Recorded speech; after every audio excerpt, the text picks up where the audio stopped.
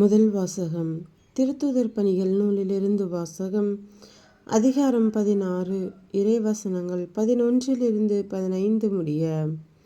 பின்பு நாங்கள் கப்பல் ஏறி துரோவாவிலிருந்து சமுத்திராக்கு தீவுக்கும் மறுநாள் நெயாப்பொலி நகருக்கும் நேராக சென்றோம். அங்கிருந்து மாசிதோனிய பகுதியின் முக்கிய நகரான பிலிப்பி சென்றோம். அது உரோமையரின் குடியேற்ற நகரம். அந்நகரில் சில நாட்கள் தங்கியிருந்தோம். ஓய்வு நாளன்று நாங்கள் நகர வாயிலுக்கு வெளியே வந்து ஆற்றங்கரைக்கு சென்றோம். அங்கு இறைவேண்டல் செய்யும் இடம் ஏதேனும் இருக்கும் என்று எண்ணி அமர்ந்து அங்கே கூடியிருந்த பெண்களோடு பேசினோம். அங்கு தியத்திரா நகரை சேர்ந்த பெண் ஒருவர் நாங்கள் பேசியதை கேட்டுக்கொண்டிருந்தார். அவரது பெயர் லீதியா.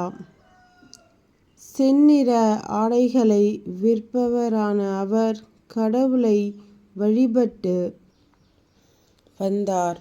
பவுல் பேசியதை ஏற்றுக்கொள்ளுமாறு ஆண்டவர் அவரது உள்ளத்தை திறந்தார். அவரும் அவர் வீட்டாரும் திருமுழுக்கு பெற்றனர். அதன்பின் அவர் எங்களிடம், நான் ஆண்டவரிடம் நம்பிக்கை கொண்டுள்ள என நீங்கள் கருதினால் என் வீட்டுக்கு வந்து தங்குங்கள் என்று கெஞ்சி கேட்டு எங்களை இணங்க வைத்தார். ஆண்டவரின் அருள்வாக்கு.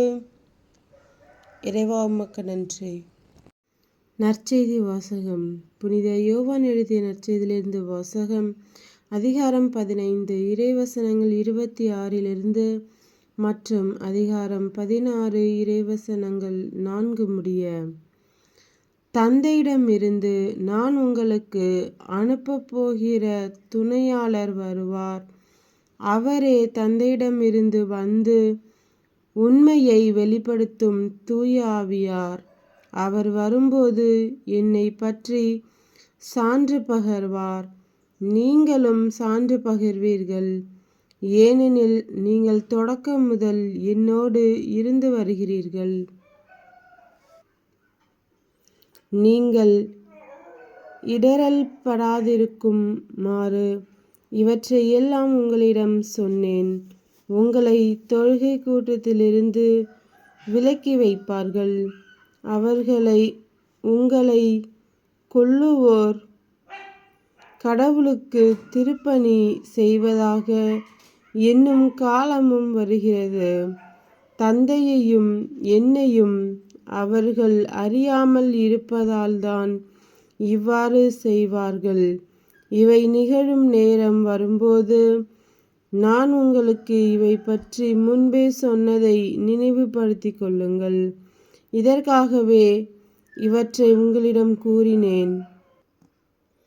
தொடக்கத்திலேயே நான் இவற்றை உங்களிடம் சொல்லவில்லை, ஏனெனில் நான் உங்களோடு இருந்தேன். கிறிஸ்துவின் நற்செய்தி. கிறிஸ்துவே உமக்கு புகழ்.